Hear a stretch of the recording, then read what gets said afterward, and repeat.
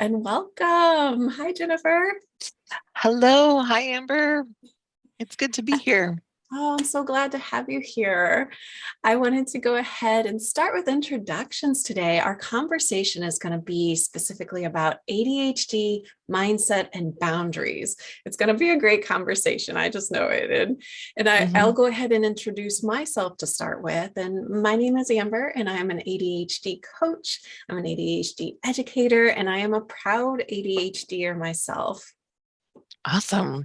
Well, Yeah. I am, my name is Jennifer, and I am that wonderful combination of autistic and ADHD, which can be sometimes a wild ride.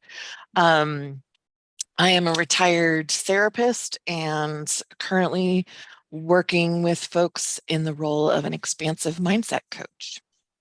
Oh, I love it. Awesome. Mhm. Well, once again, Jennifer, I can't wait to tap into your knowledge about this because mindset is a big issue for a lot of adults with ADHD, and it is one of Yeah. those things, and boundaries too. It's one of those things sometimes we start and we have difficulty stopping with things. Sometimes I noticed that one of my challenges is that just setting time boundaries and energy Mm. boundaries and not doing 20 things or not assuming I can do 20 things in one day, Yeah. but setting those limits and knowing my energy and knowing a little bit more about what I can realistically accomplish in a day. That has been a huge shift for me. Absolutely. I definitely have those days where I'm like, I don't know what like 9 a.m. Jennifer was thinking, but like 6 p.m. Jennifer is not going to accomplish that whole to-do list. It's just those are Yes. unrealistic expectations. Um, Yeah. So yeah, rolling over things. I definitely am a big fan of rolling over things into the next day. right. And I think there's things like, I mean, when I was thinking about this idea of like boundaries specific to ADHD adults, I think about things like we can get so excited about lots of different things, right? And I know like one of the areas that I've really had to learn boundaries is when people ask me to participate in something or to um, like volunteer certain amounts of time to something. Generally, my immediate thought is like, "Oh, yes, we like this idea. Um, this is exciting. This is an honor to be asked to do this." And and I genuinely feel that. And also I have come to learn that I need to like pause and make myself take several beats before I make a commitment. And so one of the tools that I use is just uh, it's kind of a script that I have. Like, this sounds like an amazing opportunity. Can you tell me more about like what exactly the time commitment is, or what the expectations are? And then after I get that information, Mhm. I will say something like, okay, I want to think about this opportunity and think about if this is really something that I can fit on my plate right now. And so can I follow up with you in a day, 2 days, by next week? And so those two scripts kind of help me Yeah. like slow down the process and keep me from making a commitment that in the moment I'm wholeheartedly committed to. But sometimes when I pause and take that time to think about what's going on, I realize like, ooh, yeah, like looking ahead at the next 3 months, this is not a good time for me. And I'm not going to be able to serve or be diligent in the way that I want to show up to other people. So it helps to avoid the whole like, oh no, I let people down scenario. If I can just at the beginning say like, okay, this is not the season for me. Let's check back in 6 months and see where life is then. Oh, I love that. I love that. I am a passionately over passionate. No, I don't want to say over passionately. I am a passionate committer to things as well, Yes. and impulsively say yes sometimes without knowing those details. So I love that idea of just making sure you check in about the time commitment slowing it down and saying, let me get back to you. Oh, yes, that's definitely good. And it's slowing down the Yeah, ADHD brain from getting overwhelmed even more. So right. I wanted to step back just a little bit Mhm. for individuals that might never have heard of mindset and boundaries. I just thought Mhm. about like, let's define those clearly to start Yeah, with before we go yeah, forwards. I love that. Yeah. So when I think about mindset, um, what I think about is, well, kind of like what I say that I do when people when people ask, what do you do? And I Mhm, say, I'm an expansive mindset coach. That's not something, that's not a common role that people hear about a lot. mhm, And so I share with folks that in my role, I help people who have been harmed by toxic systems mhm, embody expansiveness by rooting out bullying beliefs and creating better boundary practices. So mhm. then what that means, Uh-huh. kind of deconstructing that, is there are these there are these beliefs that all of us carry that come from various systems around us, whether that's culture, whether that's our family that we grew up in, whether it's larger systemic things like toxic religion or capitalism or racism, Mhm, these things that instill beliefs about who we are and how we relate to the rest of the world. mhm, Those beliefs influence our mindset, influence how we're thinking about ourselves, how much confidence we have in ourselves, or whether we think that we're an imposter or that we're not good enough to do certain things. And so I have kind of honed in on these two aspects of mindset, how we think about ourselves and what we're capable of, and boundaries, how to how to protect the resources that we are and have, mhm, as well as you know, honor that that we do have limits, despite like the excitement and passion and imagination of our wonderful ADHD brains. We actually do have human limitations on what we can do. No. I know, right? Like, No, it's a good reality check. It's a good reality. yeah.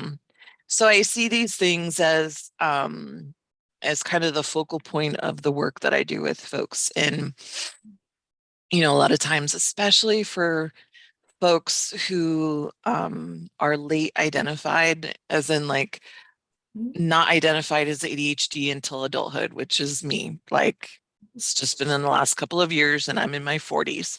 Yes, So me there's too. been it's been a lot of life not having that context of information about myself. And so um there are a lot of messages that I think a lot of us ADHD people get of like, oh, you're forgetful, you must not care about things, you're lazy, you're just like a mess, you leave things everywhere, right? Like just a lot of negative Mhm, messaging. And to grow up with that messaging leaves a lot of people feeling like, man, there's just a lot of stuff wrong with me. mhm. And I must be fundamentally broken because I just can't get it together. No matter how many planners I get, I don't carry on past the first month. Those planners. Or, no matter how many timers I set for myself, Yeah. right? And so that whole experience absolutely influences the mindset of Mhm. a person with ADHD. Yeah. And it can also influence boundaries or lack thereof of um like I have to work extra hard to do things that somebody with who doesn't have ADHD Mhm. can do simply. Yeah. um but then I don't always factor that into the responsibilities that I take on. So I might say yes to something and then realize like, oh, this is going to take so much more effort to manage all of these pieces than it might for somebody who doesn't have ADHD. Oh, absolutely. Yes. So I love everything that you said. And I just want to add that, like, for me, a big one is I used to go back to what's wrong with me. And that is Mm. a very shame-ridden belief that Mhm. sometimes leaks up still in my brain because it was, what's wrong with me? I'm different. My brain works differently than these other people. And so therefore it goes back to something's inherently wrong with me, or I'm Right. broken in some way, like you mentioned. And these beliefs, it's it's not on the surface. Mm-mm. It's not like the things that you see in your everyday interactions, but it's the stuff that, like you said, it came from our environment, societies, um, so many different ways that we are impacted by beliefs and things around us, and we carry Right. those with us. Um, and then, yeah, sometimes it does come from a place of, well, something's wrong with me, therefore these Mhm. limits or boundaries, I don't deserve them. Or sometimes Right. there's even like a concept of like, well, I just have to keep working because I have to catch up because I'm behind. Mm. And so, yeah, it leaves a lot of people with ADHD exhausted and beating themselves up all the time, like mentally Absolutely. beating themselves up. Yeah. Absolutely. And that's 100% accurate of what I've observed too. Mhm. And I think with boundaries, like there's so many layers to them, right? Like there's interpersonal boundaries that we have. There's boundaries around like spending, that's a big one. Like many people with ADHD have challenges around like impulsive spending. Mhm. And I know like one of my examples, and pretty much every other creative person I talk to can relate. Like I need to have really strong boundaries around like spending on art supplies because that is just like one of my weaknesses. Like I need Yeah. all of the art supplies. And then I also am someone who is interested in learning many different kinds of art and Mhm. creative outlets. So it's like I need all of them. So having a system of boundaries in place of like, nope, you have the art supplies for these different forms of art and creativity, and this is what you get to do. You don't get to buy more until you've like Use what you have. used these. So sometimes that's a boundary I have to set with myself, Yeah. like internally and also like with my own budget. Um, but yeah, I think what you said about the shame piece Mhm. that influences our sense of worthiness or lack of sense of worthiness, Mhm. that has to do a lot with I like how you said it, like I don't sometimes we can feel like we don't deserve to have certain boundaries Mhm. because of the way that we are taught to see ourselves. um, and the other piece I think about is especially for folks who are late identified, it's like I don't know what it was like for you, but when I came into this identity, I was like, this is like the solution to so many riddles that have just stumped me through life. And it gave language to different experiences that I was having, different ways of just existing in the world. And that knowledge then allowed me to begin setting the kinds of boundaries that I needed. Like if I have certain sensory sensitivities, Mhm. I like being validated with an identity of ADHD and for me autism was like, oh, I'm not just like too sensitive or overreacting. These sensory sensitivities are real and valid, and I am allowed to make boundaries around like, yeah, I can't do the rock concert thing. Like that's just It's too not a thing loud. that's going to happen. Yeah.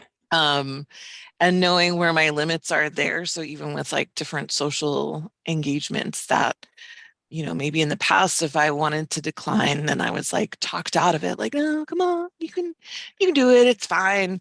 And I would be miserable, or I would experience like this incredible um like sensory hangover where I would need to be like, no, I just need to like be in my dark cave for the next 48 hours and not talk to anybody and Mhm. not have any sensory input so I can like recover and replenish those. Mhm. Yeah, you said it puts language to help you Mm, know how to figure out what you need. And I absolutely agree. And I noticed those uh, just like you, when I found out I had ADHD, it was like a aha moment where everything started making a little more sense. Each time I learned about ADHD symptoms, I was like, mm. oh, okay, yes, that actually fits. Uh, Yes. I've noticed lately a lot of my sensory needs too. And like I sleep with earplugs, face mask. I need Mm, total deprivation because I am very sensitive to noise and light and mhm, different things. And yeah, those things make more sense now. And yes, putting the language around like I can't do this because I need to take care of my needs. mhm. And whether it be sensory, physical, emotional, I Yeah. have better language now because of just knowing a little bit more about ADHD. What shifted for you? Like, were you doing some of those things before identifying ADHD, or are those things that you like finally gave yourself permission to do, like once you knew? Well, I was doing those things, but feeling ashamed of it. Or I Mm, would, like you said, agree to do things and then a knowing that it was going to totally exhaust me and it wasn't really what felt good inside me, but I didn't have yeah. the words to say it's because it overwhelms my senses or it's Hmm. because I do have difficulties with I hear things that are like really far away. I like have amazing Yeah. hearing abilities. I don't know why. But it makes more sense because those things are heightened sometimes Hmm. with ADHD or just neurodivergent brains. Um, Yeah. so yeah, I think it was a shift for me, a conscious shift of I don't have to be so embarrassed by this anymore. And Mm. I can, if anybody asks me about it, then I can explain myself better. Yeah. Yeah. I appreciate that. Again, going back to now I have language, friends are like, what's wrong? You used to always like doing this. Now I can say like, yeah, it's a thing that I enjoyed. I just now I'm aware of the cost of what that thing is and have to factor in, do I have the social energy, the emotional energy, the sensory energy, or like I didn't budget for a spontaneous event that's going to take certain amounts of those things. And so I've got to pass. But if we can plan on it, then I can I can like squirrel away bits and pieces of energy to kind of save up and plan for, okay, I'm going to have this really sensory intensive experience. Um, I've planned it so that like the day after I don't have anyone to talk to. I can have a recovery day and then, go about my life. But yeah, without knowing those needs, I was not able to have those boundaries in place. And I was getting burnt out on a lot of things because I couldn't identify my own needs. I just thought like, "Oh, something's wrong with me, just suck it up and do it anyway." Like, Push through. right. Yeah, the Yeah. concept, if people out there aren't familiar, is spoons. I really Mm, love spoons theory. It's a concept of that you only have so much energy in a day. You only have so many yeah. spoons in a day. And there are things that help you um, kind of energize or get more spoons. And then there's things that deplete your spoons very quickly and take away Mm, spoons. So thinking about it that I only have so many spoons in a day. And then maybe if I have to go to something that's going to drain me or be with mm, people who drain me, just knowing that, yeah, like you said, having recovery time afterwards so that I can build up mm, more spoons and get my spoons back, or having time ahead of time to just prepare and not like just hold on to the energy that I have so that I can use it when I need it. right. I love that you brought that up because yeah, it's such a helpful way to talk about that experience of energy and using it. I also use language around like budgeting. And one of the things I was thinking of as you were talking, this also connects into the mindset. Like I'm always seeing connections between things. I'm like, it's all weaving together because I think the way that we have been taught by society, by a capitalist system of like your productivity defines your worth, right? That's kind of a core message. Mhm. And so when we have these experiences as ADHD people of not being able to be as productive in a day as the expectation is, then that results in a feeling of like moral failing or character Yeah. failing, Mhm. right? And these ideas of like I should just be able to push through. I should just be able to work, 10-hour days every day of the week. I should be able to Oh, should, those should, should, should, shoulds. should, Ah, right? Like yes, those should. stop shitting on yourself. Yes. Um, those those aspects of mindset come from a culture that is really quite ableist and does not make room for people who need to move at different paces, who need to move by way of different means, who, all kinds of things. Mhm. And I was having a conversation with someone recently and I was like, okay, I'm gonna go out on a limb and say something here. Um, I think that like some people think that ADHD and autism are disabilities. Mhm. And I was saying, like, I think they're only disabilities within this system that we live in. Like, if we lived in a system that was accessible and accommodating, Mhm. we wouldn't experience barriers. But the barriers that we experience is trying to conform or fit into a shape that is made like for neurotypical brains. Mhm. And we don't fit and we will never fit Yes. because our brains are just different shape. And so this idea of in our personal lives, the more we can create our own accommodations and accessibility, the more we can experience thriving.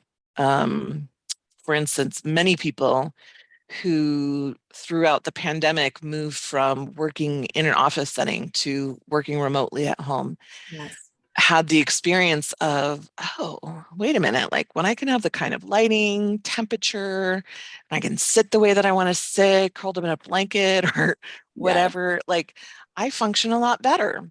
And that I think that this experience has contributed to a great deal of awakening and awareness over the last couple of years that I credit in a large part to that shift for many people going from working to an office to working remotely and having more control over their environment and things around them. Mhm. I never thought about it like that, but absolutely. Yeah, there has been kind of a huge awakening that, like, hey, what all of the constraints, the neurotypical, I like to call it the neurotypical constraints about Hmm. what things should look like Yeah. loosened up and people got to be themselves more and be more authentically in their space and their skin and the clothes that felt more comfortable, Mhm. maybe fancy top, bottoms comfortable, who knows, but but yeah, Yeah. I definitely I work from home and so I do enjoy that myself because I'm like, Mhm. oh, yeah, I get to control the temperature, put on funky socks if I need to, Mhm. like have the light Yeah. just the way I like it. Yeah. Yeah. Like I think so I live in Texas and it's Mhm. mild most of the year. I'm like, I have worn flip-flops straight for 2.5 years and my feet are happy. And every once in a while, if I have to like go do a real thing and put on actual shoes, I'm like, oh gross. Like this is what actual shoes feel like. Great. Oh, gross. it's like something so insignificant, but just even that, like I don't have to, my whole self does not have to appear business-like. I Yes. have the opportunity to either be barefoot or with flip-flops. And that is a sensory comfort thing for me. And it's been really fascinating to kind of observe how people are experiencing things, even as I saw someone was talking about recently, like, okay, so like when people come into my office and kind of interrupt my flow, then I get like way sidetracked. And how do I move through that like with kindness and not be like, get out of my office? But how do I figure out a balanced way? Mhm. So like also the other part is I'm the one who will go and distract other people as well. So it's like I need these parameters. And so for some people, again, Mhm. that working remotely, working from home can help kind of contain, okay, I don't have anybody else to talk to, so I have to just be here and do my thing. I can't be just like talking to coworkers for ages and getting everyone distracted. But yeah, it's another piece that seems to have come to light that hasn't necessarily been in the light before. Yeah, yeah, I agree 100%. I'd like to talk a little bit more about strategies next, if that's okay with Yeah. you. So, so there are all of those commonalities that we've discussed of like having struggles with mindset, having struggles with boundaries in workplaces and in other places. But you mentioned something that I just wanted to talk about Mhm. specifically, like a strategy that I use, and that's when people define success or by Mm. productivity and efficiency, that is setting up someone with ADHD for failure. That's not fair, Yeah. because that's not how our brains work. One strategy I really love is defining success differently for people Mm. and helping them. So for me, feeling creative, like doing things that are creative, I pat myself on the back. I'm proud of myself when I Mm. do something creative, because that works naturally with my brain. If Yeah. I say that, at the end of the day, if I look at all the things on my to-do list, if I look at it and see that I didn't finish everything, that can lead to a very, oh no, I wasn't successful Mm. mindset. But I try to shift that consciously, and I try to teach clients too, okay, what did you do that worked well with your brain? What did you do that Mm. accentuated the strengths that you have? And sometimes that's Yeah. easier than other days, but I really try to like push that with myself, not push, but I try to embrace those Yeah. qualities about myself, rather than trying to make myself define success to other people's definitions. I love that. I love that. And that's one of the things that I work on with clients as well. Is often like, how are we defining success? Are we defining success in like, you know, white male neurotypical Mhm. heterosexual terms? Like Mhm. that's not going to look like success for me, and for a lot of other people. And so what if we recalibrate the definition? And sometimes I think maybe it's a product of my work as a therapist. I I did complex trauma work with folks, and so much of what I would reflect back to clients was about the wins in the process. And so, yeah, just because we're not where you want to be, there's still a remarkable number of wins that you've accomplished, and continually reflecting that back to my clients was something that was so vital for them to just have any hope of like movement. Like Yeah. sometimes working through incredibly complex trauma takes a long time, and it feels like, ugh, we're like slogging through the muck forever. Is it ever going to get any better or any different? Mhm. And so, yeah, that seeing the wins along the process Mhm. has been a huge like piece of my practice, and how I mirror that back to clients.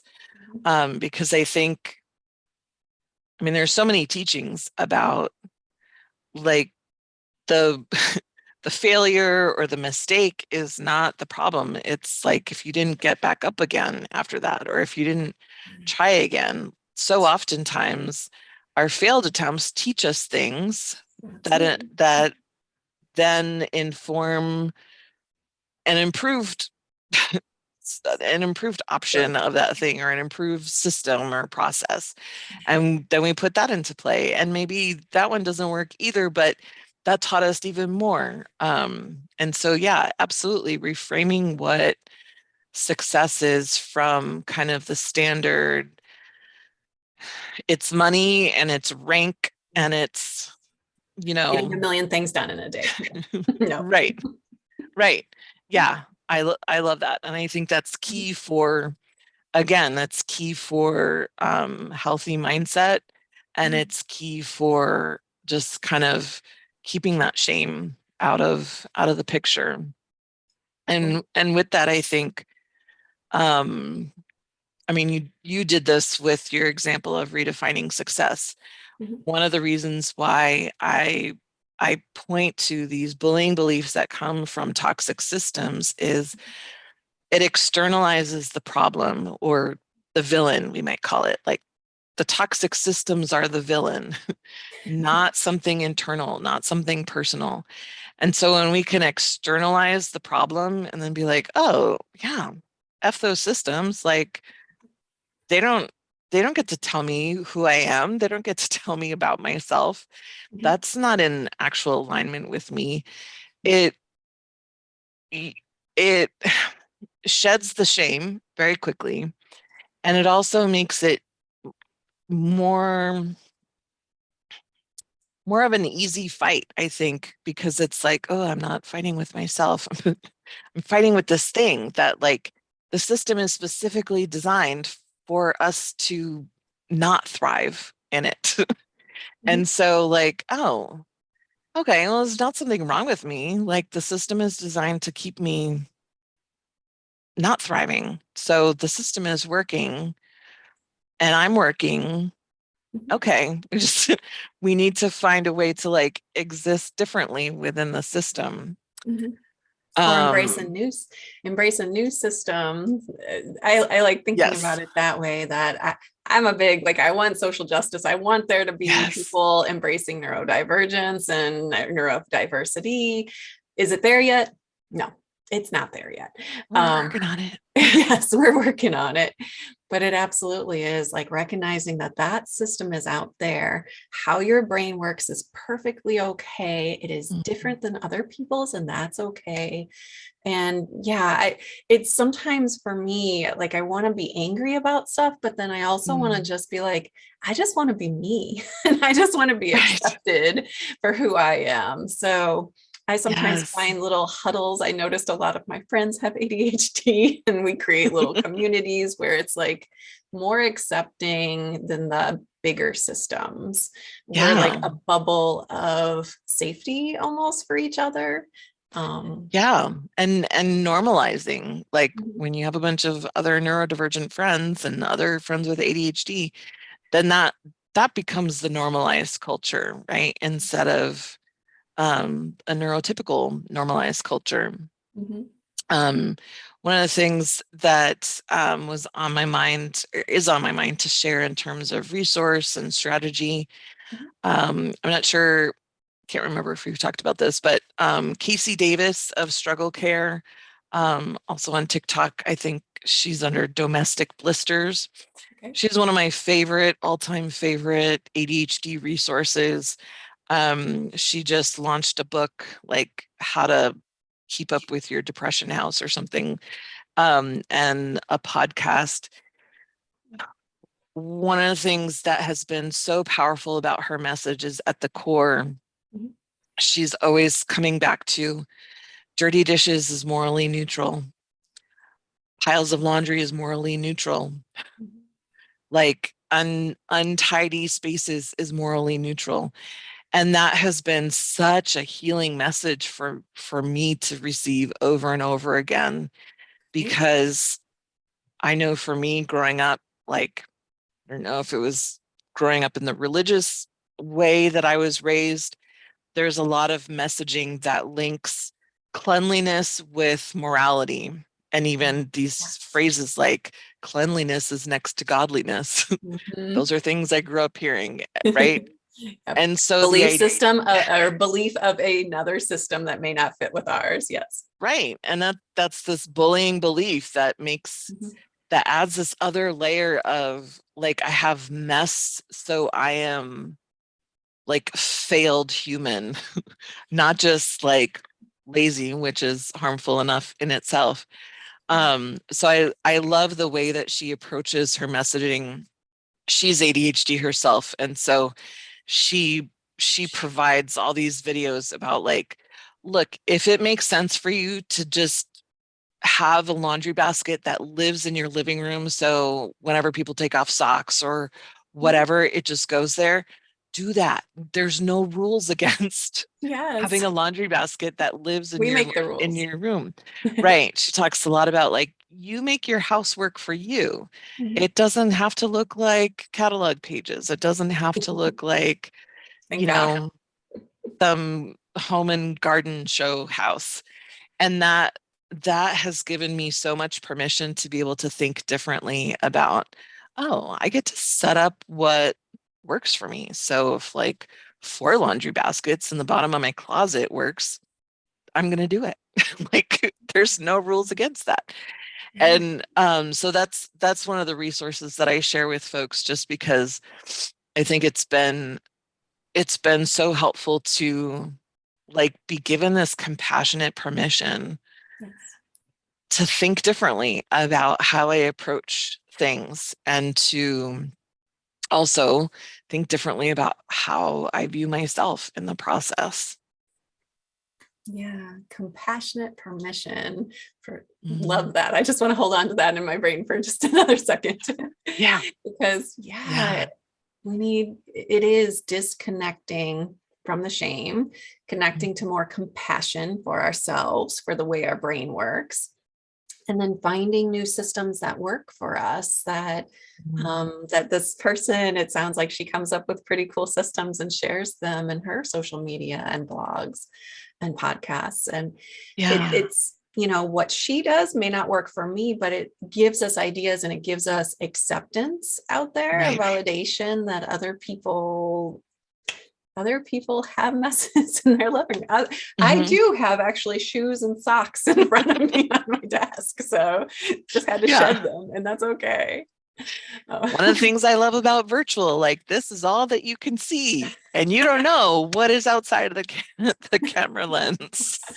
Yes. But yeah, I love what you said about even if those specific suggestions don't work with our style, there's permission to explore outside of like all of the messaging that has been like, this is the standard, Mhm. right? This is the standard of what we see in television shows, in movies, in magazines, on fix up shows, in, you know, the standard of like, I don't know, just the standards of growing up. Like nobody comes into a messy home. Everything needs to be like perfect and neat and put away, and you better not walk on the freshly vacuumed carpet with the with With the the vacuum lines. lines, because we got to keep it pristine, right? Mhm. And yeah, to be able to be That's right. told there are other ways, like there is not one standard of keeping house that applies to everybody. Yeah, it's a huge release of shame and like weight to try to measure up to standards that are just not realistic for many of us. Absolutely. It's a mindset shift too. Yeah. Essentially, it is by us letting go of shame. We're letting go of those old beliefs, letting go of old mindsets, and then like embracing more like compassionate permission. Like Hmm. that is something that is worth protecting with boundaries. Like when we Yeah. feel more in love with ourselves, our brain, who we are as a person, we want to protect that more and protect it as a valuable resource, basically. Um, Yeah. Yeah. And all of this language helps us to also communicate that to the different people in our lives and different relationships of like, hey, I work best when I can see things. So like having an open shelf of art supplies versus a closed cabinet is going to work for me because if I don't see it, it doesn't exist. So if I can see like all my paints lined up, that will help me to know what supplies I have. And then that helps me communicate, if I'm living or sharing space with anybody else, it helps me communicate, hey, this is something that I need for me to work. How does that work with you? And what kind of compromises do we need to make to accommodate how each other works best? Yeah, those conversations are so important with people too, because especially when sharing space, or if it is a situation where somebody's back in the office and sharing space in the office with people, what's going to work best for each person, and just being able to advocate for ourselves and communicate our needs is a type of boundary, is a type of taking care of ourselves and being compassionate that our needs matter. Right. I love that you said that our needs matter. I think so many, I may have said this before already, but so many of us grow up feeling the pressure to like not only acquiesce to other standards, but also to accommodate everyone else when when oftentimes we do not experience that same level of effort made to accommodate us. And so just that sense of like, I'm worthy of taking up space in this place and asking for what I need, and expecting that those things will like be attempted to be met or accommodated or worked out. Yeah. Yeah, And it starts with a conversation. exactly. Well, I know this is just the tip of the iceberg. This is just the beginning of such a deeper conversation that can be had. And it's a very personalized thing too. Everyone has different beliefs because of the different systems and families that they've been brought up in. Everyone is working on different boundaries. I feel like too, all of the adults that I work with, everybody has different things that's really like boundaries that are important to them, or maybe that they're not aware of yet that could be important for protecting their heart and their brain. Right. So if people want to learn a little bit more about what you do, Jennifer, as far as mindset, expansive coaching, is that correct? How do they Yeah. contact you, or how do they find out more? Yeah, I would love to connect on social media. People can find me on Instagram at Expansive Mindset Coach. And my website is Expansive Mindset Coaching. So just add the ing for the website. And and sometimes people ask me about like, so what's up with expansive? Like embodying expansiveness and expansive mindset. And that really came for me out of wanting to push back against the messaging that so many of us get of you're too loud, too messy, too much, too big, too autistic, too ADHD, too Black, too Indigenous, too queer. Like there is so much messaging about that. And that makes us inclined to want to like shrink and be small and dilute ourselves. And what my passion is to help people expand into the fullness of themselves and reclaim that too muchness and say like, no, I am going to take up all of the space that I exist in, and I'm not going to shrink and whisper and make myself small to make other people comfortable. And so that's what the expansive part is, and just wanting to invite people into kind of stretching out into the fullness of our magnificent selves, because we are all really quite fantastic. Yes, I love that. Yes, let's expand, take up as much space, let's be who we are, and let's push that too much aside and just embrace kind of the coolness of having ADHD, embrace the creativity, the out of the box thinking, all of those things. There's so many strengths. I could go on and on, but but like you said, I really do love this conversation about mindset, and it's something that each day I consciously make an effort to tell myself things so that I can get into that mindset of being the best version of me, according to my standards. Yeah. And you're right, it's a practice, like for 4 decades, I heard one thing. Hopefully it won't take me 4 decades to change that. I hope no. But it does take practice to tell myself new ways of thinking about myself. And so those affirmations or mantras, or I like to call it truth grounding, in these new ways of thinking about ourselves, they are important as a daily practice. Absolutely. Yeah. Well, thank you so much for this time today and for our conversation.